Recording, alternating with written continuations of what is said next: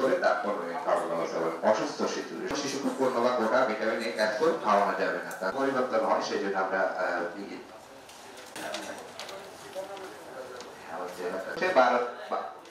12 মাস থেকে 59 অবস্থা আছে তাদের যে প্রশিক্ষণ দেওয়া হয়, বেশি পরিমাণ ভিটামিন এ এবং সমৃদ্ধ রঙের প্রাণী দেহ থেকে যেটা পেয়ে থাকি আর হচ্ছে সবজি, মানে আমরা পরবর্তীতে আসবো।